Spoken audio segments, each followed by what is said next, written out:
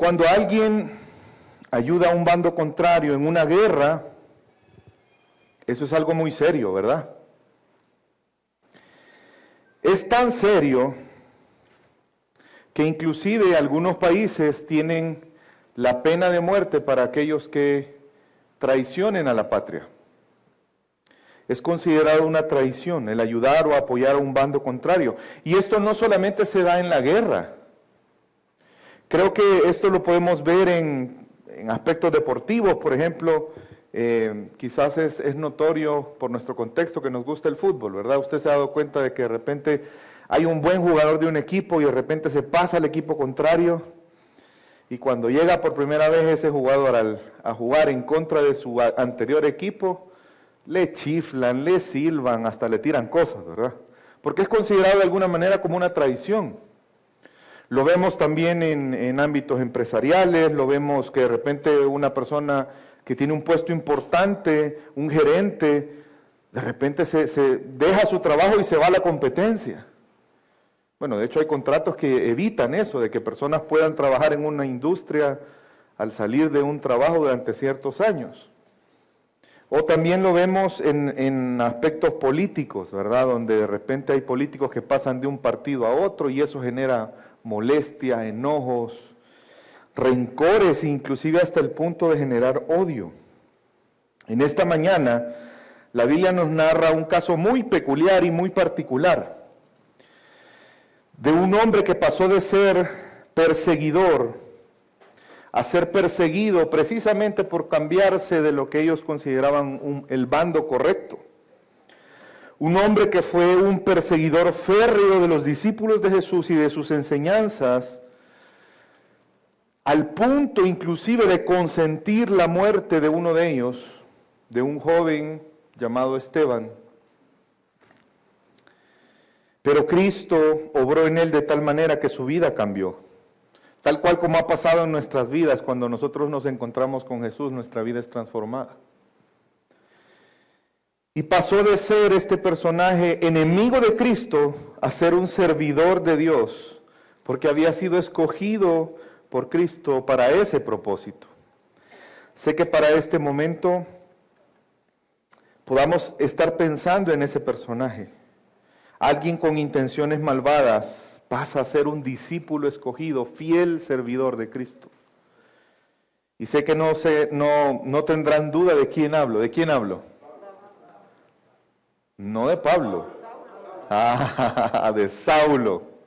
Esta mañana, en el texto que vamos a estar meditando, deseo que Dios por medio de su palabra nos convenza que Jesús nos salva y escoge para servir a su propósito.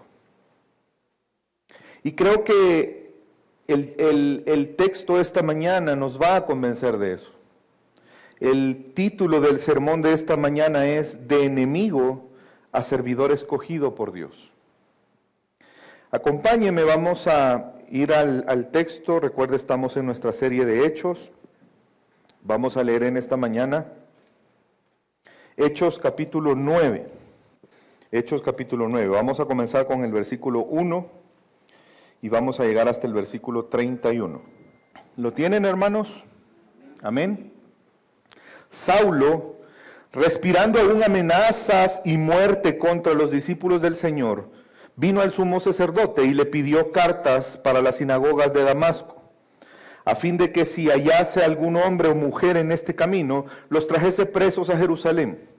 Mas yendo por el camino, aconteció que al llegar cerca de Damasco, repentinamente le rodeó un resplandor de luz del cielo, y cayendo en tierra oyó una voz que le decía, Saulo, Saulo, ¿por qué me persigues? Y él dijo, ¿quién eres, Señor? Y le dijo, yo soy Jesús, a quien tú persigues. Dura cosa te es dar cosas contra el aguijón. Él temblando y temeroso dijo, Señor, ¿qué quieres que yo haga? Y el Señor le dijo, levántate y entra a la ciudad, y se te dirá lo que debes hacer. Y los hombres que iban con Saulo se pararon atónitos, oyendo a la verdad la voz, mas sin ver a nadie. Entonces Saulo se levantó de tierra, y abriendo los ojos no veía a nadie, así que llevándole por la mano, le metieron en Damasco, donde estuvo 3 días sin ver, y no comió ni bebió. Había entonces en Damasco un discípulo llamado Ananías, a quien el Señor dijo en visión: Ananías, y él respondió: heme aquí, Señor. Y el Señor le dijo: levántate y ve a la calle que se llama Derecha, y busca en casa de Judas a uno llamado Saulo de Tarso, porque he aquí él ora.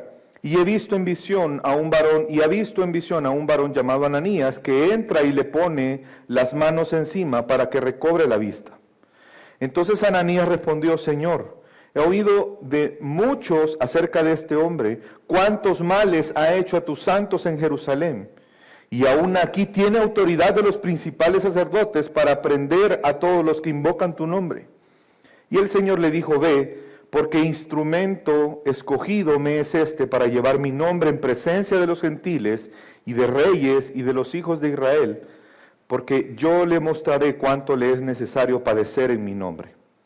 Fue entonces Ananías y entró en la casa, y poniendo sobre él las manos dijo: hermano Saulo, el Señor Jesús, que se te apareció en el camino por donde venías, me ha enviado para que recibas la vista y seas lleno del Espíritu Santo. Y al momento le cayeron de los ojos como escamas, y recibió al instante la vista, y levantándose fue bautizado. Y habiendo tomado alimento, recobró fuerzas, y estuvo Saulo por algunos días con los discípulos que estaban en Damasco. Enseguida predicaba a Cristo en las sinagogas, diciendo que este era el Hijo de Dios, y todos los que le oían estaban atónitos y decían: ¿no es este el que asolaba en Jerusalén a los que invocan este nombre? Y a eso vino acá, para llevar presos ante los principales sacerdotes. Pero Saulo mucho más se esforzaba y confundía a los judíos que moraban en Damasco, demostrando que Jesús era el Cristo. Pasados muchos días, los judíos resolvieron en consejo matarle. Pero sus acechanzas llegaron al conocimiento de Saulo, y ellos guardaban las puertas de día y de noche para matarle. Entonces los discípulos, tomándolo de noche, le bajaron por un muro, descolgándole en una canasta. Y cuando llegó a Jerusalén, trataba de juntarse con los discípulos, pero todos le tenían miedo, no creyendo que fuese discípulo. Entonces Bernabé, tomándolo, lo trajo a los apóstoles y les contó cómo Saulo había visto en el camino al Señor, el cual le había hablado, y cómo en Damasco había hablado valerosamente en el nombre de Jesús. Y estaban con ellos en Jerusalén, y entraba y salía, hablando denodadamente en el nombre del Señor, y disputaba con los griegos, pero estos procuraban matarle. Cuando supieron estos los hermanos, lo llevaron hasta Cesarea y lo enviaron a Tarso. Entonces la iglesia tenía paz por toda Judea, Galilea y Samaria, y eran edificadas andando en el temor del Señor, y se acrecentaban fortalecidas por el Espíritu Santo. Muchos podemos ver nuestro llamamiento como lo hizo Simón el mago. Se recuerda, la semana pasada veíamos la actitud de Simón, que veía el Evangelio como un medio para lograr propósitos pecaminosos y malvados. Otros pueden ver el Evangelio como verdaderos discípulos de Jesús. Como Felipe, recuerdan que se encontró con el etíope al cual le proclamó el Evangelio. Y este hombre no vio el Evangelio como un medio para obtener algo para él mismo. Por lo tanto, podemos comprender que Dios ha dado el Evangelio no solamente para ser hechos hijos suyos, sino también para que seamos discípulos de Jesús. Y de hecho, la semana pasada aprendíamos que una de las cosas valiosas del Evangelio es que somos hechos discípulos. Y como aprendimos entonces, esto es algo que debemos de valorar. El ser hechos discípulos de Cristo no solamente es seguir una idea o una filosofía. El ser hechos discípulos de Jesús implica el ser conformados a la imagen de Jesús. Implica que nuestra fe está en Él. Implica que queremos vivir como Jesús vivió, en dependencia de Cristo. Y Saulo es un ejemplo de ello. Dios obró en él por medio de Cristo como lo ha hecho con nosotros. Y recuerda entonces que a través de esta narrativa de la conversión de Saulo podemos comprender que Jesús nos salva y nos escoge para servir a sus propósitos. Para lograr ver esto en el texto, vamos a desarrollar dos ideas importantes. La primera de ellas es que Dios transforma enemigos en discípulos de Cristo para que le sirvan. Dios ha obrado esto no solamente en Saulo, lo ha hecho en cada uno de nosotros. La conversión de Saulo no fue simplemente un cambio de opinión. La conversión de Saulo no es que él entró en molestia con un bando y entonces él decidió cambiarse a otro bando, a otra ideología. La conversión de Saulo fue mucho más profunda que eso. Fue la obra de Dios por medio de Cristo en la vida de él, de tal manera que su vida fue transformada, su mente fue cambiada. Y con ello, sus propósitos, sus metas y lo que él valoraba. Y esta, si bien es cierto, es una conversión única, porque creo que ninguno de nosotros hemos sido sorprendidos en el camino con una luz de tal manera que caímos de un caballo y escuchamos la voz de Jesús.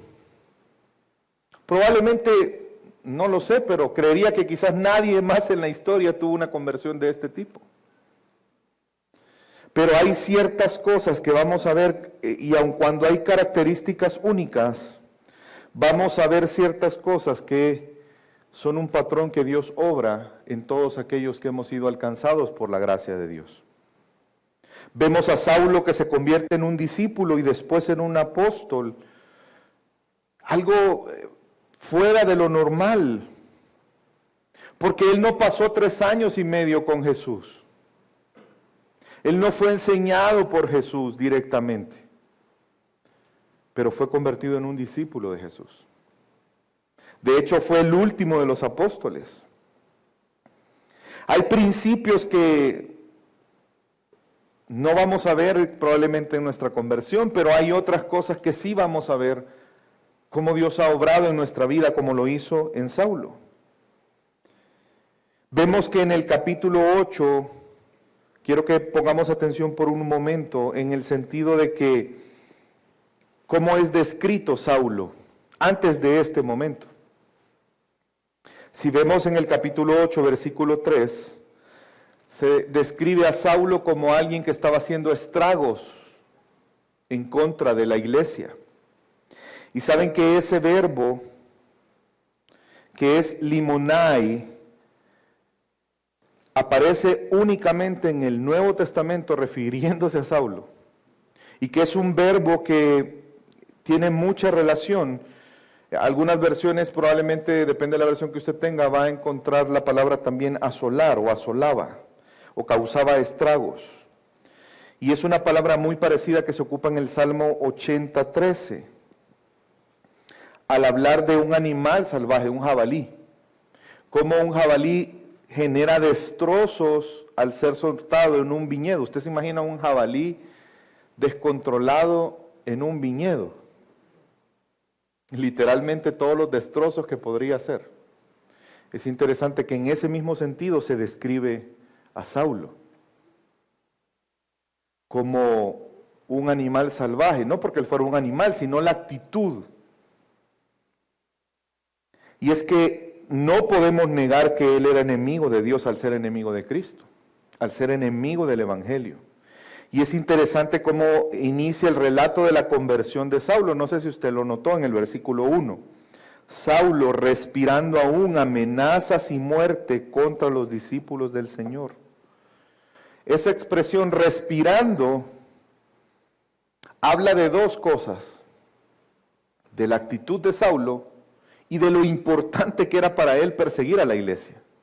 Porque ese respirando da una idea como algo prioritario, como un aliento de vida, como algo que era parte del propósito de él. El propósito de Saulo era atrapar, encarcelar y que inclusive si era posible murieran todos aquellos que estaban proclamando a un tal Cristo cuyo nombre era Jesús, o un Jesús como el Cristo. Recuerde que para los judíos Jesús no era el Cristo. Él era un impostor que se había adjudicado el ser hecho hijo de Dios. el blasfemo que había dicho que él era el Hijo de Dios, que era igual a Dios y que era el Cristo. Y él sentía esa necesidad de acabar con esa doctrina. Pero también hace referencia a ese jadeo que hace una bestia furiosa queriendo atrapar a su presa.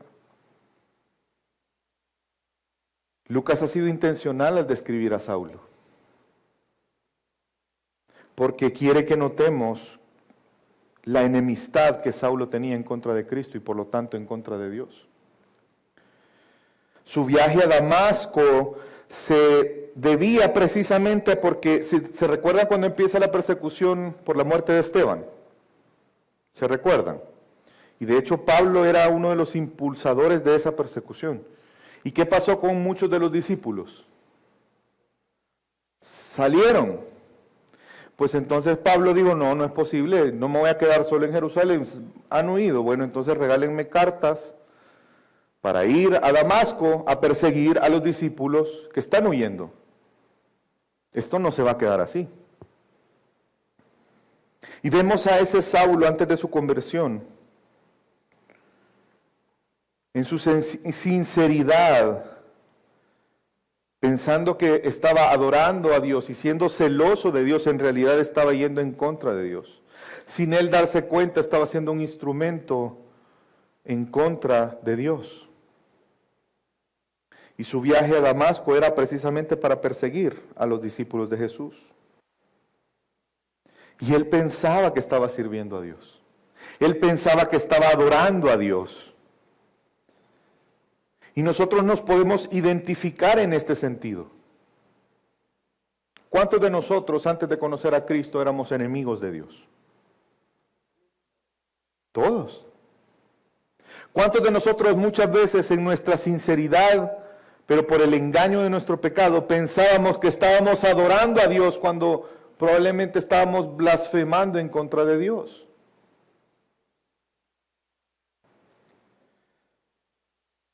¿Cuántos de nosotros la palabra de Dios nos ofendía profundamente?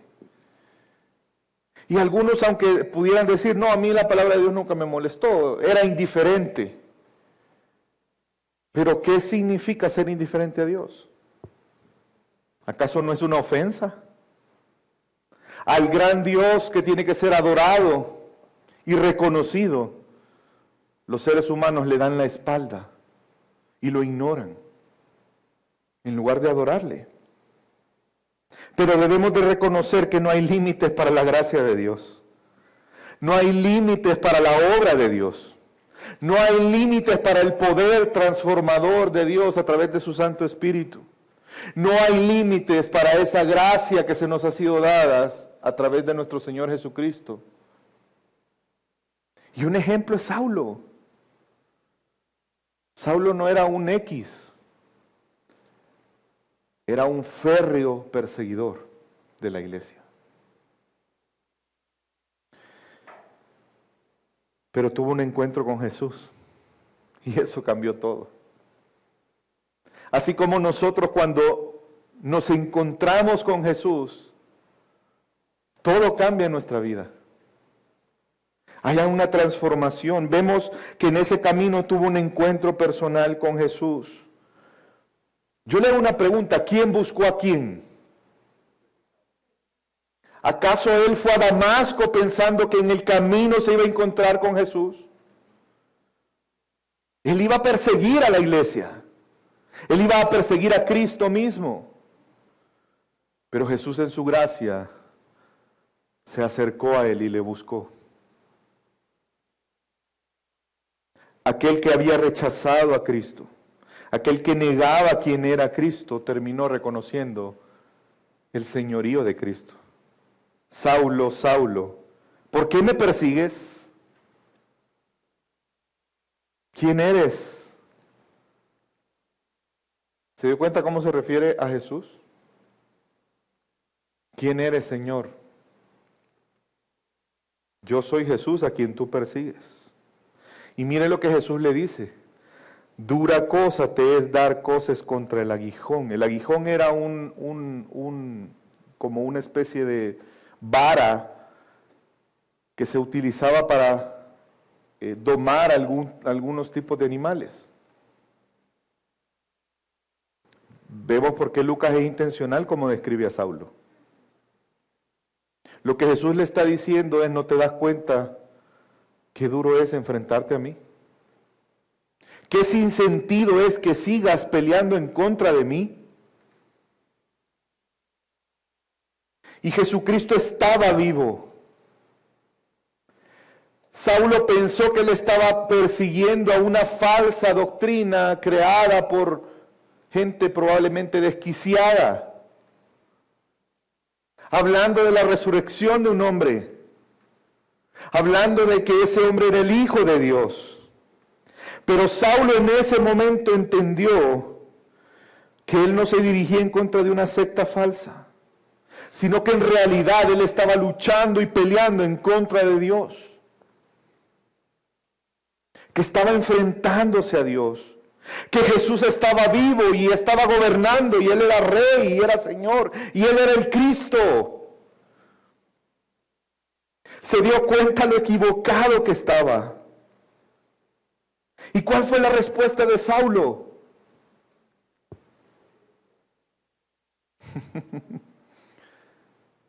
Ese que quería acabar con el cristianismo terminó sometiéndose al Señor de todas las cosas. ¿Qué quieres que haga? Ya no voy a pelear más. ¿Qué quieres que haga? Y le dice que entre en Damasco y que ahí le va a dar las indicaciones. Es interesante cómo Calvino expresa algo en relación a la conversión de Pablo. Dice: no solo ese lobo tan cruel que perseguía a las ovejas fue convertido ahora en una oveja, sino también el hecho de que adopta el carácter de un pastor. Imagínese el nivel de transformación que Dios hace en la vida de ese hombre. Aquel que quería dispersar a las ovejas, que quería matar a las ovejas, ahora es una oveja. Y es una oveja la cual Dios iba a utilizar para pastorear otras ovejas. Qué impresionante lo que Dios hace. Aquel que había pensado que iba a entrar a Damasco con la plenitud y el poder que le daban esas cartas que él llevaba, con ese orgullo y esa arrogancia y ese enojo en contra de Cristo, esa autosuficiencia de Saulo, él así esperaba entrar a Damasco. Pero ¿cómo entró a Damasco?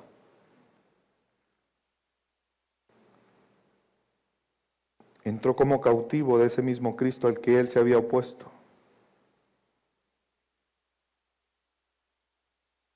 Lo tuvieron que llevar de la mano, porque no podía él solo. Tuvo que esperar a recibir indicaciones de aquel a quien él perseguía. El Señor resucitado se le había aparecido a Saulo. No se trataba de una visión, no se trataba de un sueño subjetivo, se trataba de una aparición real de nuestro Señor Jesucristo. Y a partir de ahí, todo cambió. Todo cambió para él. Aun cuando este relato vemos una conversión única, podemos ver ciertos rasgos parecidos en nuestra conversión. Porque nosotros un día fuimos confrontados por la verdad del Evangelio y logramos entender que éramos enemigos de Dios. Logramos entender nuestra condición pecaminosa. Logramos entender que vivíamos en oposición a Dios. Tuvimos un encuentro personal con Cristo por medio de su palabra y nuestra vida cambió. La forma en cómo veíamos las cosas en la vida cambió. La forma en cómo nos relacionamos con otros cambió. Nuestros deseos cambiaron. Nuestras motivaciones cambiaron. Nuestros anhelos cambiaron. Una verdadera conversión nos llevó no solamente a reconocer nuestro pecado, nos llevó al arrepentimiento por el pecado, a alejarnos del pecado, a tratar de vivir en obediencia y servicio a Dios por medio del sometimiento a Cristo. Jesús nos salva y nos escoge para servir a sus propósitos. Y Jesús envió a un discípulo y al Espíritu Santo para completar su obra. Vemos que Jesús envía a este otro discípulo, Ananías. Recuerde que no era el Ananías que habíamos visto antes, ¿verdad? ¿Por qué? Porque a menos que hubiera resucitado, ¿verdad? No es este. Era otro discípulo llamado Ananías. Pero mire qué interesante. Fue enviado con un propósito. A orar por Saulo. Para que recobrara la vista. Y para que fuera lleno del Espíritu Santo. Quiero que note, voy a hacer un paréntesis, que en este caso Saulo recibe el Espíritu Santo y no tuvo que llegar un apóstol a orar por él. ¿Sí? Por lo tanto, no tenemos que estarnos fijando en la persona, sino en la obra de Dios. Y Dios utiliza a este discípulo. Obviamente él tenía temor. ¿Voy a ir a dónde quieres que vaya? ¿Con quién? Este que ha buscado hacer tanto mal en Jerusalén, me estás enviando con él. Pero mire qué impresionante la respuesta que Jesús le da. Versículo 15, el Señor le dijo, ve, refiriéndose a Saulo, porque instrumento escogido me es este para llevar mi nombre en presencia de los gentiles, reyes y los hijos de Israel. Y no solamente eso, sino que Saulo iba a entender y iba a experimentar que es necesario padecer por el nombre de Cristo. Qué irónico, ¿verdad? Aquel que causó padecimientos, ahora iba a padecer por ese nombre. Y aquí vemos una vez más la iniciativa de Dios al escoger y preparar a Saulo para un ministerio específico. El ministerio de Saulo, como todos sabemos, era ser un apóstol. Y él ministró el Evangelio, proclamó el Evangelio a muchos, a lo largo de todo el Imperio Romano. Y Ananías obedeció, y es interesante que, no sé si notó ese detalle, cómo le llama a Ananías a Saulo cuando se encontró con él, porque recuerde que Saulo no veía. ¿Cómo le llamó? Hermano. Qué hermoso es ver lo que el Evangelio hace en nuestras vidas, ¿verdad? Aquel que era el perseguidor ha venido a ser hermano. Y vemos que se bautizó, fueron abiertos sus ojos y fue bautizado. Recuerde que el bautismo, lo mencionamos la semana pasada, es la identificación con Cristo en su muerte y su resurrección, pero también implica la identificación con el cuerpo de Cristo. Y Saulo lo entendió así. Saulo pasó de ser perseguidor a oficialmente un discípulo de Jesús. Vemos cómo comenzó y qué fue lo que hizo después de su conversión. Nos dice Lucas en la narrativa que él pasó varios días con los discípulos que estaban en Damasco. Vemos que él comenzó a compartir con la comunidad de creyentes, la iglesia. ¿Usted se imagina qué duro ha de haber sido para Saulo? Ir y buscar a aquellos a quienes él persiguió.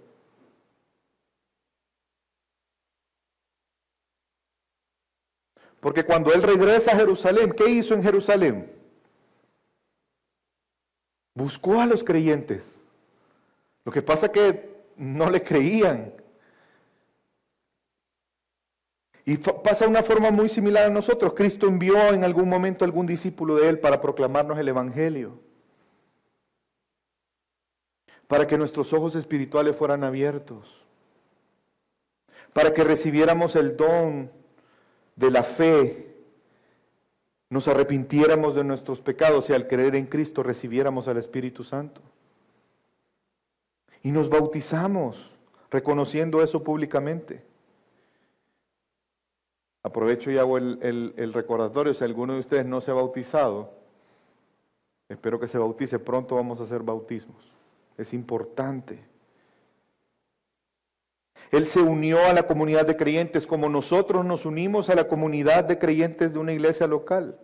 Al igual que el propósito de Saulo es el propósito de nuestro llamamiento, de nuestra elección, es el llevar el nombre de Cristo a otros. Jesús nos escoge para que llevemos su nombre a otros, como lo hemos estado aprendiendo en esta serie. Proclamar el Evangelio es parte de nuestro propósito de la elección y salvación. Recordemos Mateo 28. Él le dijo a sus discípulos, toda potestad me es dada en el cielo y en la tierra, por tanto, vayan y hagan discípulos, bautizándolos en el nombre del Padre, del Hijo y del Espíritu Santo, y enseñándoles que guarden todas las cosas que yo os he mandado, y he aquí yo estaré con vosotros todos los días, hasta el fin del mundo. Qué hermoso es ver cómo Dios obra sus propósitos. Pero qué privilegio saber que Dios nos incluye en sus propósitos para Él obrar a través de nosotros. No fue algo exclusivo de los apóstoles. Es un llamado que cada uno de nosotros tenemos. Porque Jesús nos salva y nos escoge para servir a sus propósitos.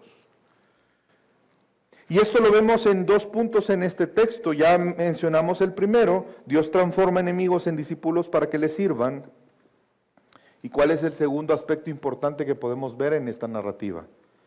Que los verdaderos discípulos de Cristo viven para los propósitos de Él y son cuidados por Cristo. ¿Cómo podemos estar seguros de la conversión de Saulo? O de cualquier persona, tomando el ejemplo de Saulo. ¿Será acaso por la cantidad de lloro que puede tener en un momento determinado? ¿Cuántas lágrimas le salgan a la persona? ¿Será acaso porque al momento de orar alguien levantó la mano y confirmó que quería convertirse en discípulo?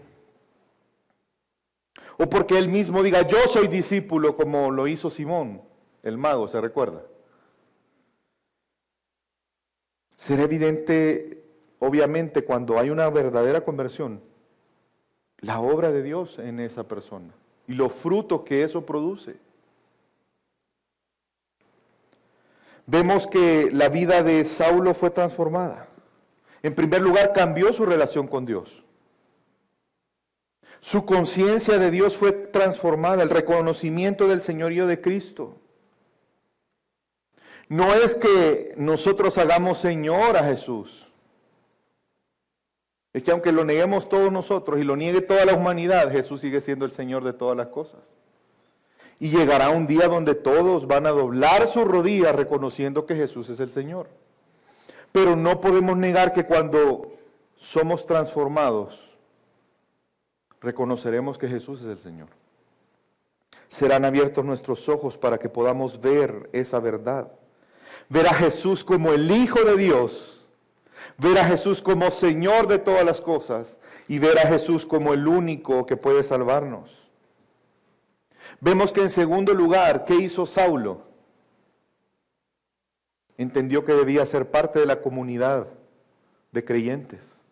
Él entendió que debía de ser parte del cuerpo de Cristo. Y él buscó a sus hermanos, arriesgándose al rechazo. Es que pongámonos por un momento en ambos zapatos, en los de Saulo y en los de los discípulos. Usted recibiría alegremente a un hombre que participó en la muerte de uno de nuestros hermanos y que ha causado una dispersión y que ha causado angustia. Humanamente hablando no es fácil, pero también para Saulo era duro.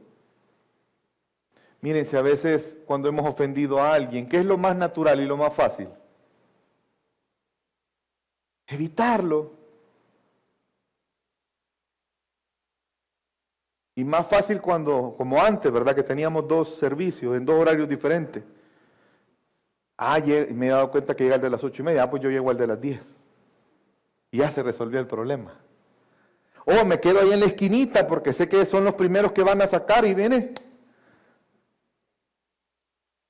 Patitas, ¿para qué te quiero? Llego al servicio y vengo tarde, me siento en la esquinita y me voy.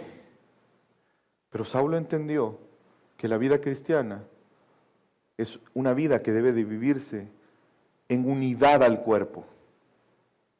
Y en tercer lugar entendió el propósito por el cual Jesús le había llamado. Inmediatamente de su conversión, ¿qué hizo? En Damasco, estar con sus hermanos en Cristo, pero además, ¿qué hizo?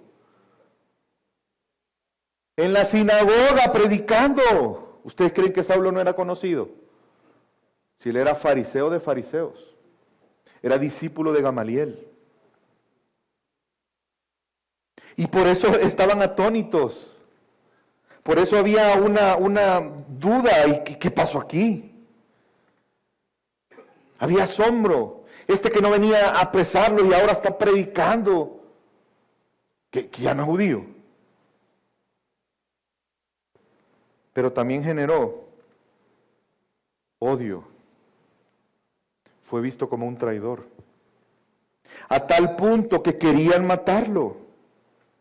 No solamente en Damasco, sino en Jerusalén. Y no solamente los judíos, sino también los griegos. Pero a él no le importó.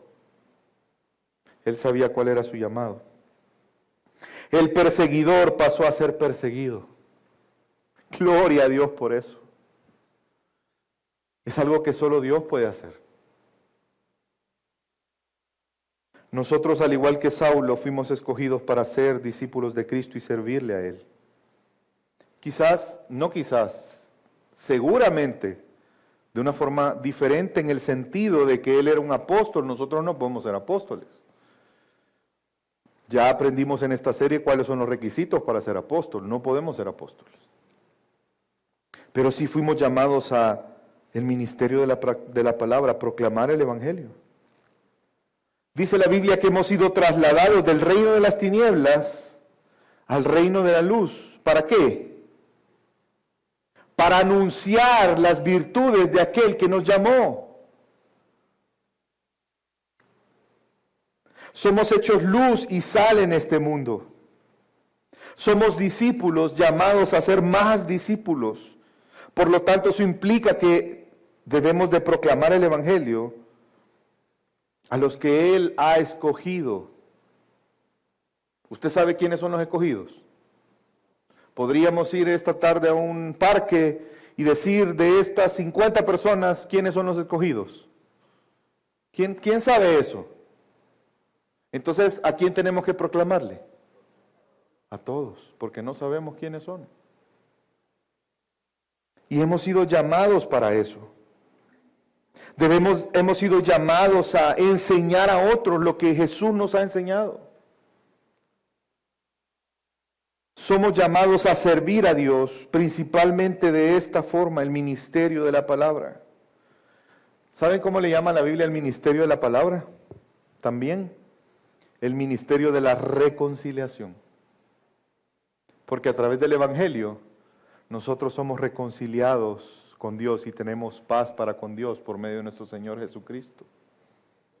A ese ministerio hemos sido llamados. Al igual que en el caso de Saulo, que después es el apóstol Pablo. Y en toda la iglesia, en la historia de la iglesia, tenemos la convicción de que Cristo cuida de nosotros. Lo hemos visto en la iglesia primitiva, lo vemos ahora en Saulo, como él predica a pesar de que estaba en peligro su vida. Gracias a Dios nosotros no vivimos esa situación, pero hay hermanos nuestros que sí lo están viviendo. Lo que sí estamos seguros que no importando qué pase, Jesús nuestro Señor cuida de nosotros. Él ha estado con nosotros Y Él estará con nosotros hasta el fin del mundo, como Él lo prometió y ha cumplido hasta hoy. ¿Quién nos sostiene?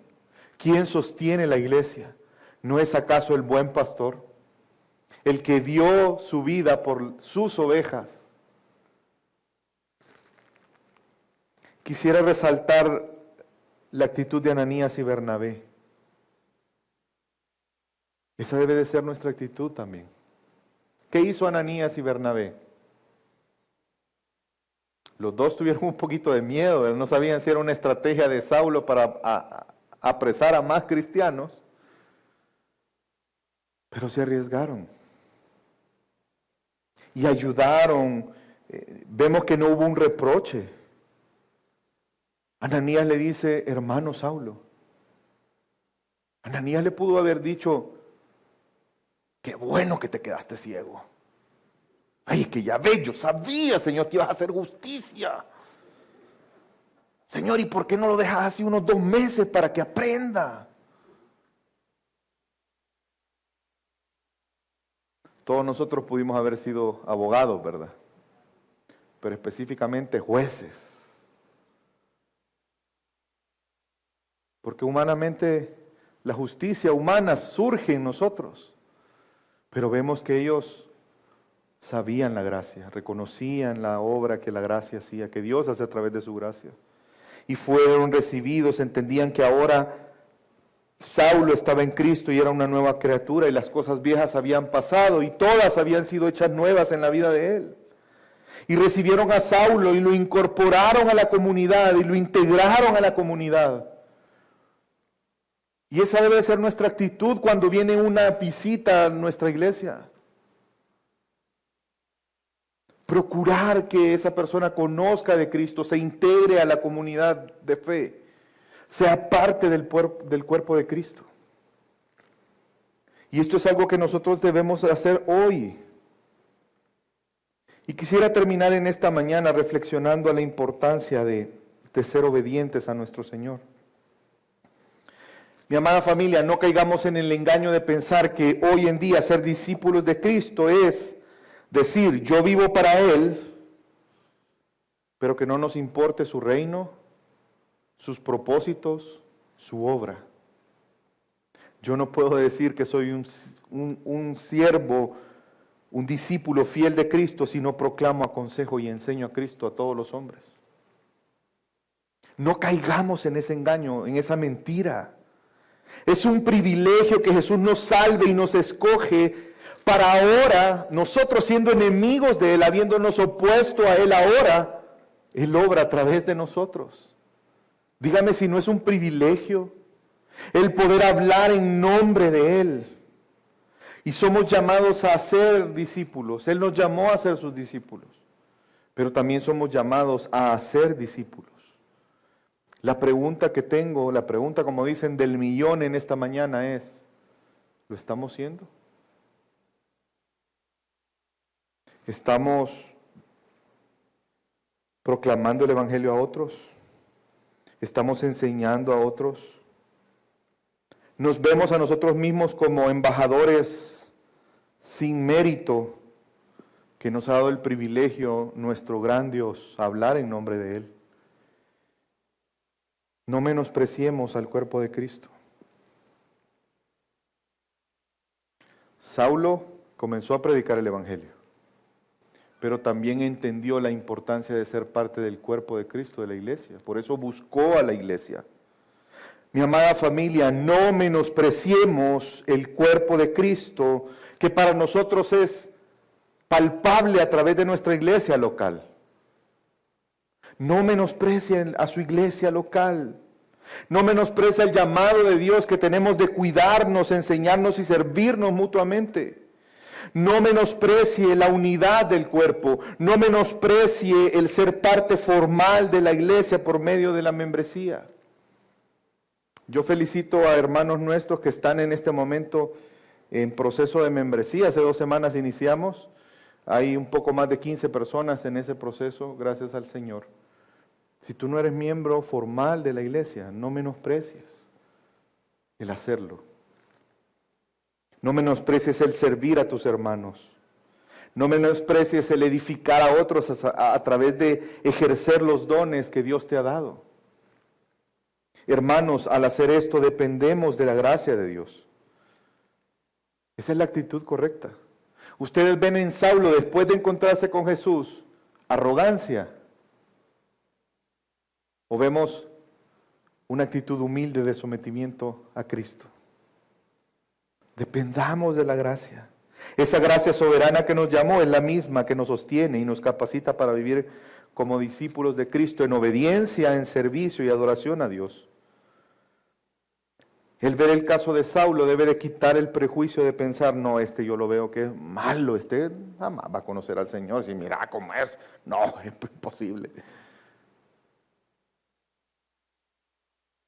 Si Dios obró en Saulo, si Dios obró en mi vida, ¿cómo no lo va a obrar en otros? Confiemos en el Señor. Por lo tanto, no nos cansemos de proclamar, aconsejar y enseñar a Cristo a todos los hombres. Y qué hermoso es ver cómo termina esta porción del texto. Quiero que la recordemos. Entonces la iglesia tenía paz por toda Judea, Galilea y Samaria. Y eran edificadas las iglesias. Si se da cuenta, ya no dice iglesia, dice iglesias. Porque Dios estaba cumpliendo sus propósitos.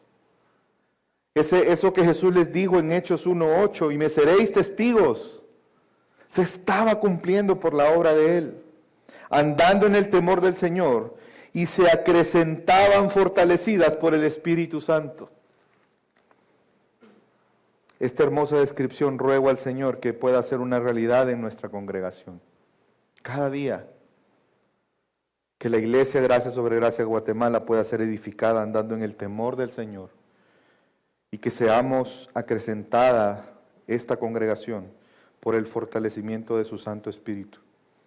Espero que tengamos el convencimiento esta mañana que Jesús nos salva y nos escoge para servir a sus propósitos, porque Dios ha mostrado su gracia y bondad al hacernos pasar de enemigos suyos a servidores escogidos por Él. ¿Cuántos dicen amén a eso? Amén. Vamos a orar.